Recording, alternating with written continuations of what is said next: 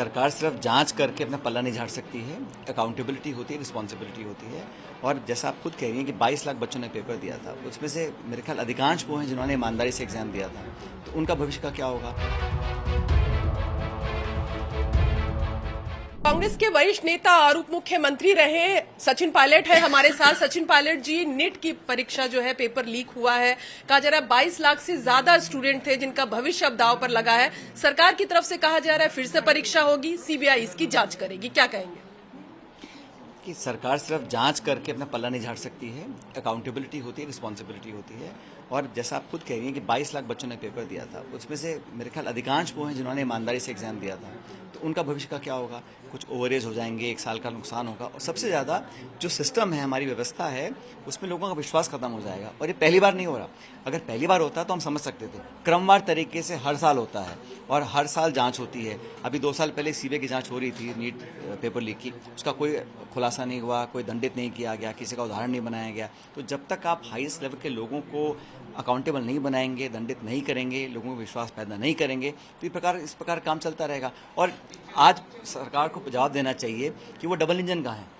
जब double engine सिर्फ विरोधियों पर अटैक करने के लिए है, इश्तिहार छपवाने के लिए, अखबार में फोटो चलाने के लिए है, जो 22-23 लाख लोगों का भविष्य आप धक्के में डाल रहे हो, धकेल रहे हो, तो कोई रिस्पॉन्सिबिलिटी नहीं है किसी की। और सीबीआई तो मैं समझता हूँ विश्वसनीयता वाली बात है नहीं। सीबीआई की क्रेडिबिलिटी क्या है?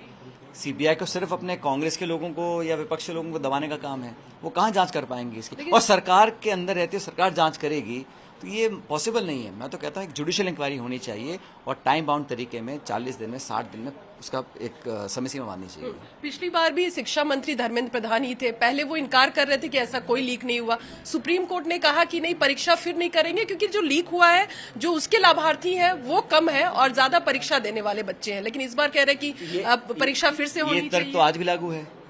ये जो तर्क आप बता रहे हैं, ये लास्ट टाइम तो आज भी लागू है, लेकिन अब उन्होंने पूरा कैंसिल कर दिया है, नई डेट्स दी नहीं है।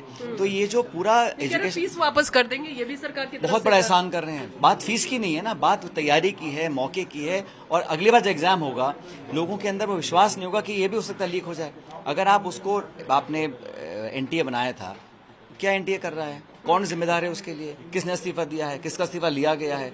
सरकार जवाबदेही अपनी तय नहीं कर रही है। कांग्रेस क्या कहती है, क्या होना चाहिए फिर? भाई हम तो इंसाफ मान सकते हैं, संघर्ष कर सकते हैं, लेकिन जब सारी सरकारें आपकी हैं, राज्य सरकार आपकी है, केंद्र सरकार आपकी है, सीबीआई आपकी है, सारा सिस्टम आपका है, आपको सिर्फ चुनाव लड़ना है, आपको चुनाव जीतना है, आपको भाषण देने हैं, गवर्नेंस पे कोई ध्यान नहीं है। और नौजवानों के बारे में पहले आपने उनको बेरोजगार कर रखा है, फिर आप उनको पढ़ाई में इस प्रकार की दिक्कत पैदा करते हैं, तो अल्टीमेटली पब्लिक कब तक टॉलरेट करेगी इस बात को?